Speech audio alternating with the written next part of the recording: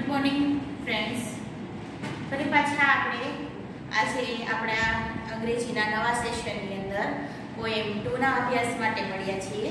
તો પોએમ 2 આપણી જે છે ધ યુઝફુલ પ્લાવ. હવે આ પ્લાવ શબ્દ છે, પહેલા તો આપણે એનો અર્થ સમજી લઈએ કે પ્લાવ શબ્દ છે ને એ જો ક્રિયાપદ તરીકે વપરાયું હોય એટલે કે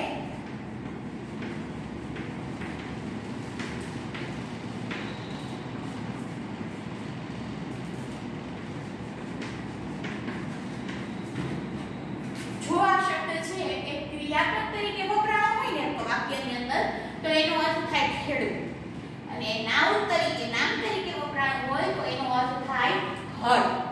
તો આ હળ જે છે, આ હળ એટલે શું? તમે ઘણા બધા મિત્રોએ જોયું હશે હળ કેને કહેવાય. તો ખેડૂતને ઉપયોગમાં આવતું આ સાધન છે કે જેનાથી ખેડૂત છે એ ખેતરને ખેડે છે. પાછળ દાંતાવાળું આખું એક એવું સાધન, અત્યારે તો ટ્રેક્ટર આવી ગયા છે, પણ પહેલાના સમયની અંદર એ બળદગાડું હોય એ બળદની સાથે આ હળ છે ને એને જોડી દે. પાછળ દાંતીવાળો ભાગ હોય જેનાથી પાછળ જમીન છે ને ખોલી થતી જાય, ખેતર ખેડાતું જાય.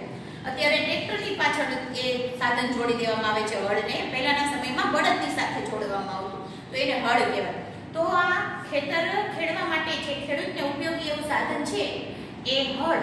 તો અહીંયા પોએમ હળ વિશે છે, એટલે કે ધ યુઝફુલ પ્લાવ એટલે ઉપયોગી એવું હળ. અહીંયા નાઉન તરીકે છે આ, એટલે એનો અર્થ આપણે શું કરીશું?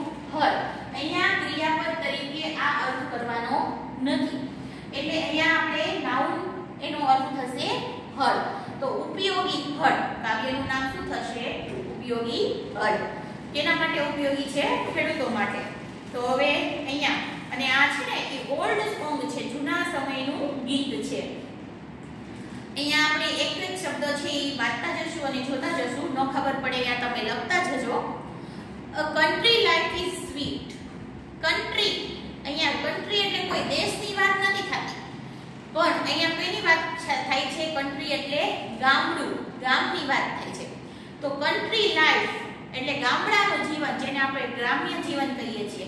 તો આ ગ્રામ્ય જીવન છે એ કેવું હોય છે? સ્વીટ હોય છે. સ્વીટ એટલે અહીંયા ગળ્યું કે મીઠું નહીં, પણ મજાનું હોય છે. કેવું? તો કન્ટ્રી લાઈફ ઇઝ સ્વીટ એટલે ગ્રામ્ય જીવન મજાનું હોય છે. In moderate cold and heat. આ મોડરેટ શબ્દ જે છે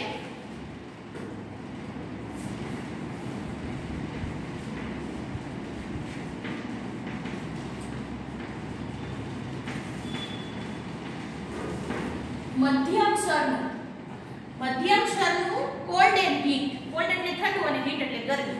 એટલે ગામડાની અંદર વાતાવરણ કેવું હોય છે?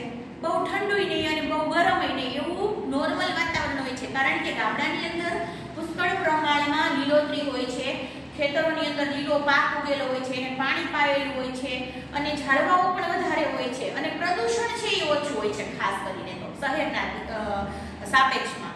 એટલે ટેમ્પરેચર છે એ પ્રદૂષણ ઓછું હોય, લીલોતરી હોય, એના કારણે ટેમ્પરેચર હંમેશા કેવું રહે છે? લેવલમાં રહે છે. એટલે બહુ ઠંડી નહીં, બહુ ગરમી નહીં, એવું મધ્યમ સ્તરનું જે વાતાવરણ હોય છે. Two walk in the air.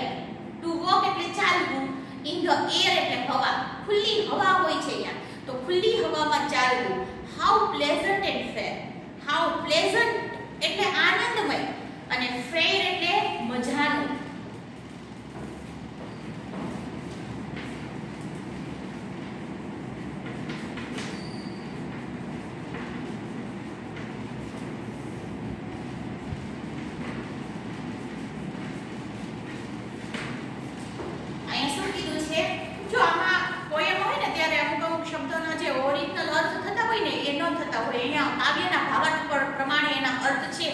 આપણે કરવા પડે, નહીતર આપણે એમ થાય કે અંગ્રેજીમાં આ શબ્દનો અર્થ તો ડિક્શનરીમાં આવો લખેલો છે, પણ એ તમે એ શબ્દનો અર્થ છે ને અહીંયા આપણે બદલવો પડતો હોય. એ કાવ્યના ભાવાર્થ પ્રમાણે એનો ગુજરાતી અર્થ કરવો પડે. એટલા માટે અહીંયા પ્લેઝન્ટ એન્ડ ફેર, આનંદ અને મજા. તો કેટલું આનંદમય અને મજાનું હોય છે. In every field of વીટ.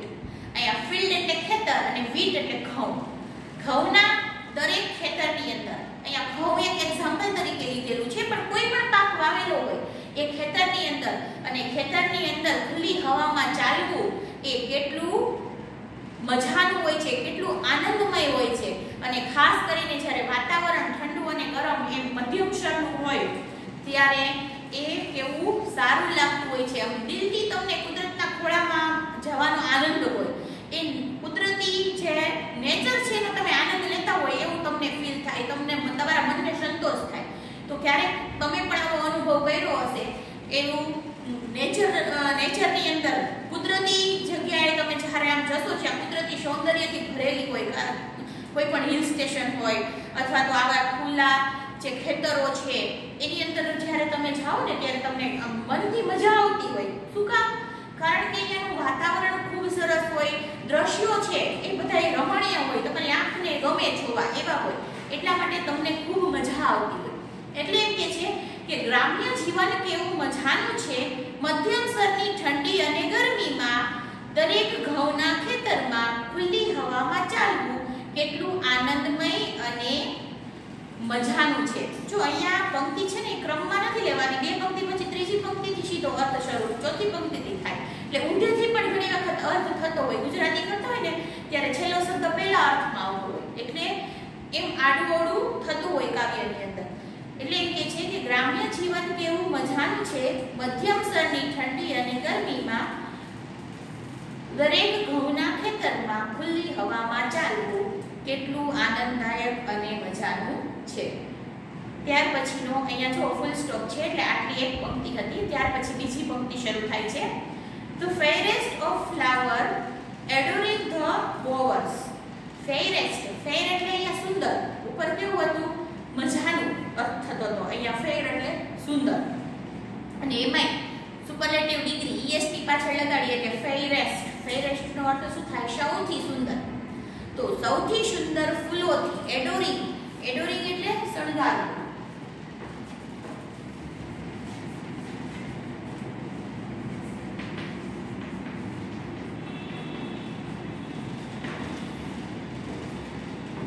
શણગારવું the બોવર્સ. બોવર્સ એટલે પણ લતા કુંજો.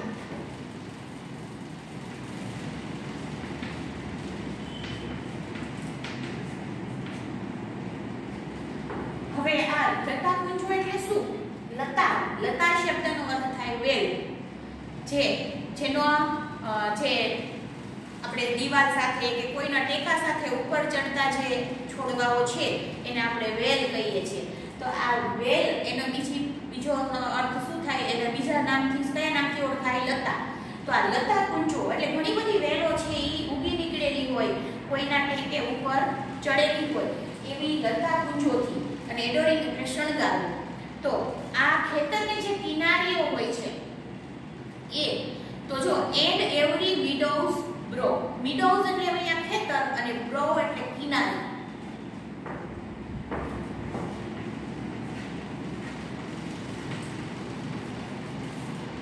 દરેક ખેતરની જે કિનારી હોય છે ને એ સુંદર, સૌથી સુંદર ફૂલોથી અને લતા કુંજોથી શણગારેલી હોય છે. એટલે તમે જોયું હશે કે એક બધાયના ખેતર અલગ અલગ હોય, એને અલગ પાડવા માટે ફરતે શેઢો કરેલો હોય. એટલે કે અહીંયા કઈ વાવેલું ન હોય પણ વાડ કરેલી હોય ફરતે. તો આ વાડ કરેલી હોય અથવા તો આપમેળે અહીંયા કઈ વાવ્યું હોય ને તેની રીતે ઘાસ, છોડ, પાંદડાઓ કે વેલાઓ ને બધું અહીંયા ઉગી નીકળેલું હોય, પડેલું હોય એમનું, અને એને કાઢ્યું ન હોય એટલે એમનેમ રહેતું હોય. એ શું હોય કે બે ખેતરને અલગ કરવા માટેની નિશાની હોય કે ભાઈ અહીંથી આ ખેતર આનું પૂરું થાય, ત્યાંથી બીજું શરૂ થાય. તો એ ખેતરની જે કિનારી હોય, એ કિનારી છે, એ કિનારી ઉપર આપમેળે ફૂલો અને આ વેલો ને એવું બધું ઉગી નીકળેલું હોય, એટલે જાણી આમ શણગારેલું હોય કિનારી એવું દેખાય દૂરથી. એટલા માટે કે છે કે દરેક આ ખેતરની જે કિનારીઓ છે એ સુંદર મજાના ફૂલો અને લતા કુંજોથી શણગારેલી હોય છે. સો ધેટ આઈ સે, સો ધેટ એટલે એટલા માટે, આઈ સે એટલે હું કહું છું, કવિ એમ કે છે એટલા માટે હું કહું છું, નો courtier may compare with them who clothe in grey and follow the useful plough. No courtier, અહીંયા courtier નો અર્થ થાય દરબારીઓ.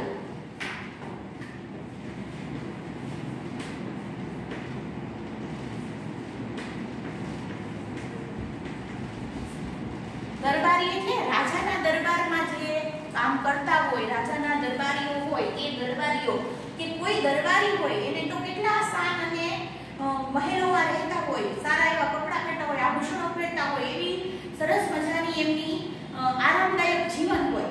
તો આવા જે દરબારીઓ છે એને પણ કમ્પેર એટલે સરખામણી કરવી અને વિથ ધેમ તેઓ સાથે વુ કે જે લોકો ક્લોથ, અહીંયા ક્લોથ શબ્દ છે ને આ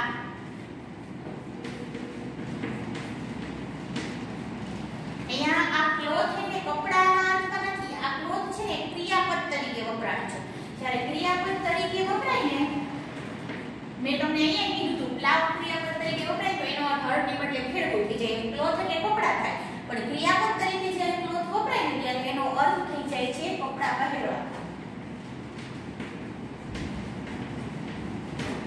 એટલે ક્લોથ ઇન ગ્રે, અહીંયા ગ્રે એટલે ભૂરું નહીં પણ ગ્રે નો અર્થ અહીંયા કેવો કરવાનો છે?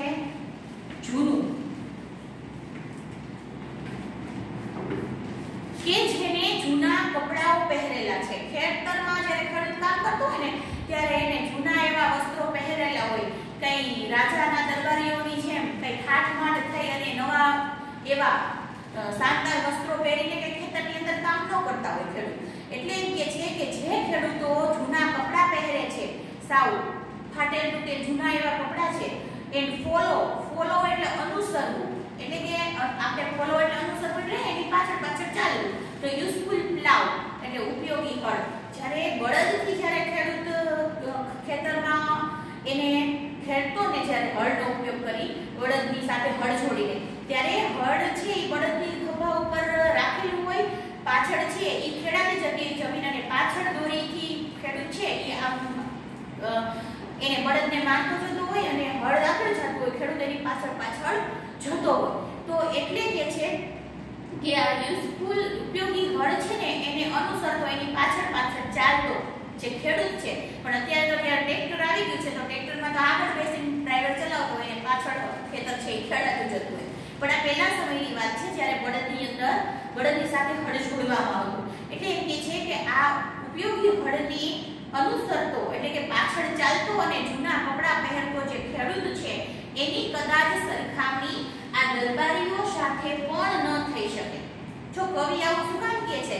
કારણ કે એ કહે છે કે આ ખેડૂત છે ને એક કુદરતના ખોળામાં રહેતો હોય છે અને એક રહેવાનો જે આનંદ છે એના કામથી એને જે સંતોષ મળે છે એવો સંતોષ કદાચ રાજાના દરબારમાં બેસતા દરબારીઓને, મંત્રીઓને કે રાજાઓને પણ મળતો હશે નહીં.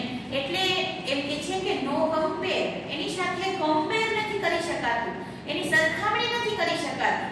ભલે આ જૂના કપડા પહેરતો હોય, સતત મહેનત મજૂરી કરતો હોય, ઉઠે ત્યાંથી સૂવે ત્યાં સુધી, છતાં પણ દરબારીઓ છે ને એના કરતા પણ એ સંતુષ્ટ અને સુખી માણસ હોય છે.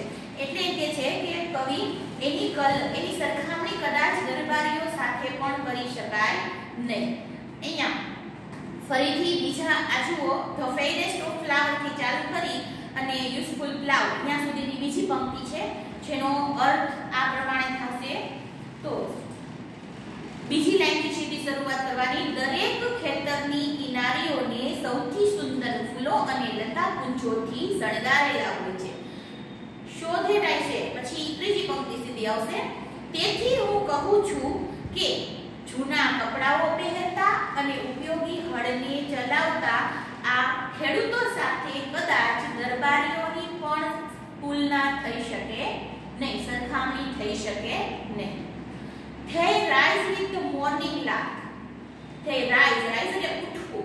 એ ખેડૂતો છે એ મોર્નિંગ લાર્ક. હવે આ મોર્નિંગ લાર્ક એટલે શું?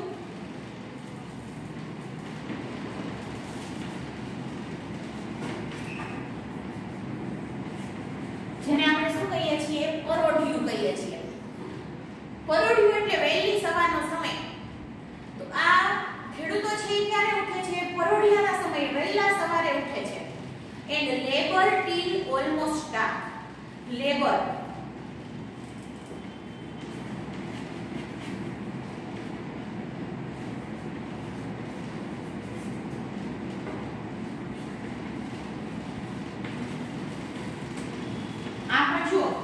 લેબર એટલે મજૂર થાય, પણ અહીંયા લેબર પાછું ક્રિયાપદ તરીકે વપરાયું છે. તેનો અર્થ શું કરવાનો છે? મજૂરી કરવી. તો આ ખેડૂતો છે એ ખેતરની અંદર મજૂરી કામ કરે છે, મહેનત કરે છે ક્યાં સુધી? Teal almost dark. ટીલ એટલે સુધી, ઓલમોસ્ટ એટલે લગભગ, ડાર્ક એટલે અંધારું, લગભગ અંધારું થઈ જાય ત્યાં સુધી આ ખેડૂતો એના ખેતરની અંદર કામ કરતા હોય છે. એટલે શું કે છે? તેઓ વહેલા સવારે પરોઢીએ ઉઠે છે અને લગભગ અંધારા સુધી મહેનત કરે છે, કામ કરે છે. ધેન પછી ફોલ્ડિંગ ધેસી they hasten to sleep. Folding એટલે વાડામાં પૂરી દેવું, વાડામાં બંધ કરી દેવું.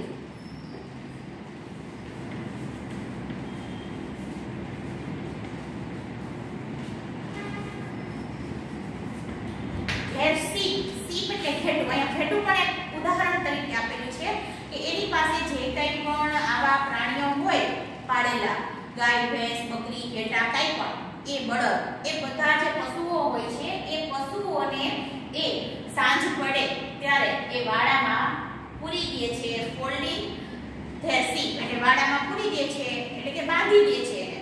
And they hasten to sleep. Hasten એટલે ઝડપથી, અને પછી વહેલા ઝડપથી એ સૂઈ જાય છે.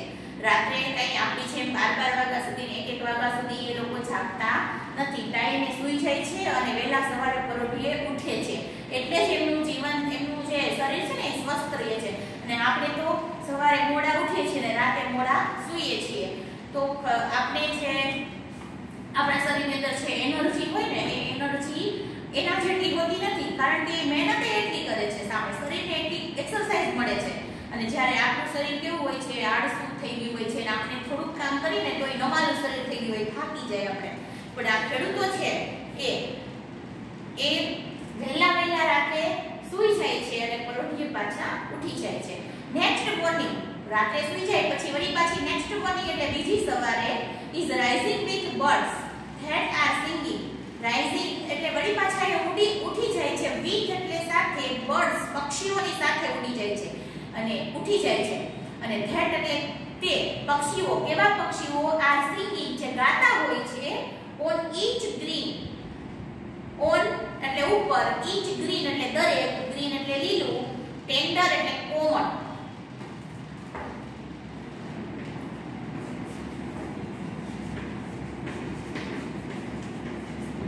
કોમળ, બો એટલે ઝાડની ડાળી.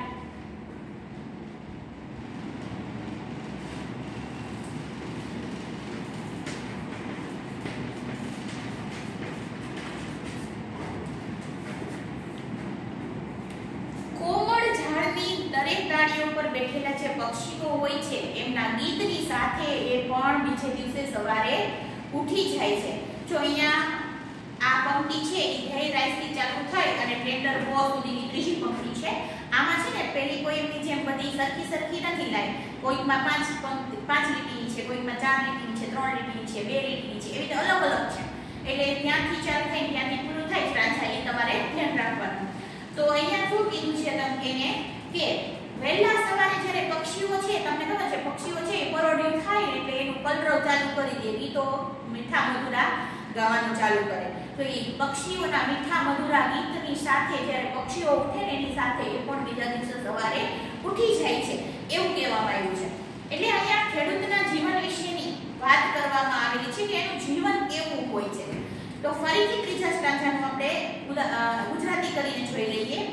તેઓ વહેલા પરોઢીએ ઉઠે છે અને લગભગ અંધારા સુધી મહેનત કરે છે.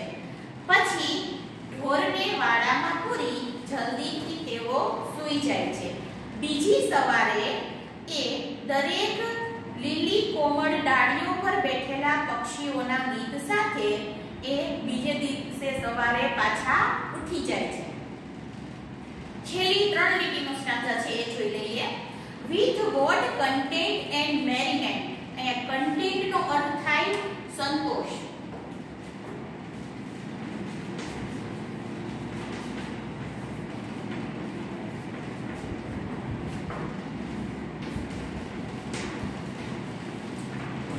સંતુષ્ટ એટલે કે જેને સંતોષ મળેલો હોય એવું સંતુષ્ટ વ્યક્તિ.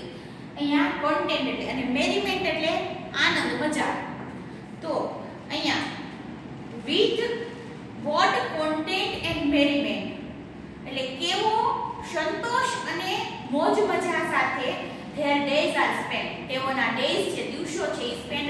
પસાર થાય છે. whose mind are bent, કે જે લોકોના whose એટલે કે જેના mind એટલે મગજ, એનો જે માઇન્ડ છે એ બેન્ટ એટલે વળેલા હોય. અહીંયા બેન્ટ એટલે વળેલા હોય two follow the useful plough. આ ઉપયોગી હળને અનુસરવા માટે એને ચલાવવામાં વળેલા હોય. એમાં વળેલા એટલે વાંકા વળેલાની અર્થ નથી, પણ હળ ચલાવવામાં જેમનું મગજ છે એ તલ્લીન હોય, એનું માઇન્ડ એમાં સતત જોડાયેલું હોય કાર્ય કરવામાં, એવા આ ઉપયોગી હળને ચલાવવામાં જેનું મગજ છે ઈ તલ્લીન હોય એવા આ ખેડૂતોના દિવસો છે ઈ કેવા સંતોષ અને મોજ મજાથી પસાર થાય છે. એટલે કે જો કોઈ પણ કામ છે એ દિલથી કરવામાં આવે એનો સંતોષ હોય. તો ખેડૂત પોતે મહેનત કરીને જે કામ કરે છે ને એ કામનો એને સંતોષ હોય, અને સંતોષ જ્યારે વ્યક્તિને મળે ને ત્યારે એને માઇન્ડ છે એની અંદર એને દિલથી આનંદ જ આવે. એટલે જ એ પોતાના કામથી સંતોષ પામે છે અને એના કારણે એ મોજ મજામાં રહે છે. ફરી પાછા 3 લીટીનું જોઈ લઈએ કે જેમના ઊંધેથી શરૂ કરવાનું છે. જેમના માઇન્ડ છે, જેમના મગજ છે એ આ ઉપયોગી હળ ચલાવવામાં વ્યસ્ત હોય છે એવા આ ખેડૂતોના દિવસો કેવા સંતોષ અને મોજ મજાથી પસાર થાય છે. અહીંયા આપણે આ પોએમ છે એને પૂરી કરી. હવે તમારે પાકી બુકની અંદર કેટલું લખવાનું છે એ જોઈ લઈએ.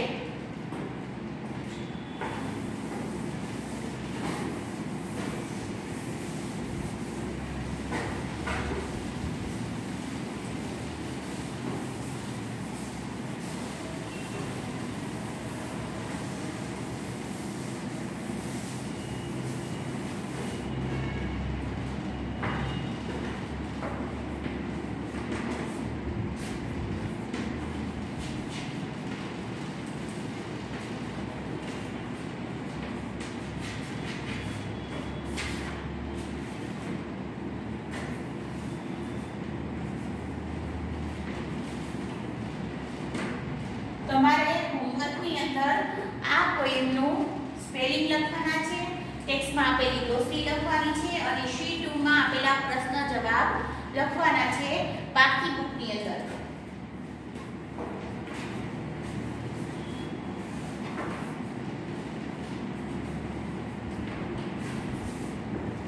તો અહીંયા આ ફેર બુકમાં આટલું લખવાનું અને જે ટેક્સ્ટ બુકમાં એક્સરસાઇઝ કરવાની છે એ C1 કરવાની છે. એ અત્યારે તમને કરાવી દઉં છું, સાથે કરી લેવાની છે તમારે. તો આપણે અત્યારે શું કરશું, C1 જેની અંદર આપણે ટ્રુ ફોલ્સ આપેલા છે, કાવ્યને સમજી અને એના સાચા ખોટા કરવાના છે. તો પહેલું વાક્ય છે જુઓ, the poem is about farm life and countryside. countryside એટલે અહીંયા ગ્રામ્ય જીવન. તો ગામડું અને ગ્રામ્ય જીવન વિશેની આ પોએમ છે, કવિતા છે. તો વાત કેવી છે, સાચી છે. એટલે પહેલામાં આવશે ટ્રુ. તમારે ટ્રુ ફોલ્સ માં ટિક કરવાનું છે. બીજું છે the village life is unpleasant. ગામડાનું જીવન છે ને એ આનંદમય નથી. પ્લેઝન્ટ એનો વિરોધ છે અનપ્લેઝન્ટ. ખરેખર કેવું હોવું જોઈએ, પ્લેઝન્ટ હોવું જોઈએ. એટલે વાક્ય અહીંયા કેવું છે, બીજું ફોલ્સ છે, ખોટું છે. ત્રીજું the farmers in countryside are unhappy with the hardships in farming. હાર્ડશિપ એટલે સખત મહેનત, ફાર્મિંગ એટલે ખેડૂતો ખેતરની અંદર. ખેડૂતો ખેતરની અંદર જે સખત મહેનત કરે છે એનાથી જે ખેડૂતો છે ને ગામડાની અંદર એ ખુશ હોતા નથી. તો આવું હોતું નથી. એ ખરેખર કેવા હોય છે, આનંદ જ હોય છે એ કામ કરવાનો. કોઈ આટલું બધું કામ કરવું પડે છે, મહેનત કરવી પડે છે, એના લીધે એ દુઃખમાં નથી હોતા. એટલે વાક્ય ખોટું છે. ચોથું plowing is an act of satisfaction for farmer. Ploughing એટલે ખેતરને ખેડવું. ખેતર અહીંયા જો ક્રિયાપદ તરીકે છે પ્લાવિંગ. તો ખેતરને ખેડવાનું જે એક્ટ છે, કાર્ય છે, એ ખેડૂતો માટે સેટિસ્ફેક્શન એટલે સંતોષી કામ છે. તો જે ખેતર ખેડે છે એ કામ જે કરે છે ખેતરમાં એનાથી એને સંતોષ મળે છે એવું કીધું છે. તો એ વાક્ય સાચું છે, કારણ કે આ એના કામથી ખેડૂતોને સંતોષ મળતો હોય છે અને સંતોષના કારણે જ એમને આનંદ મળતો હોય છે. અહીંયા આપણે બીજી પોએમ છે એને પૂરી કરશું. હવે આગળ આપણે ફરી પાછા બીજા નવા યુનિટ સાથે ફરી પાછા મળીશું અથવા તો નવા ટોપિક સાથે મળીશું. ત્યાં સુધી બધાને બાય, ટેક કેર.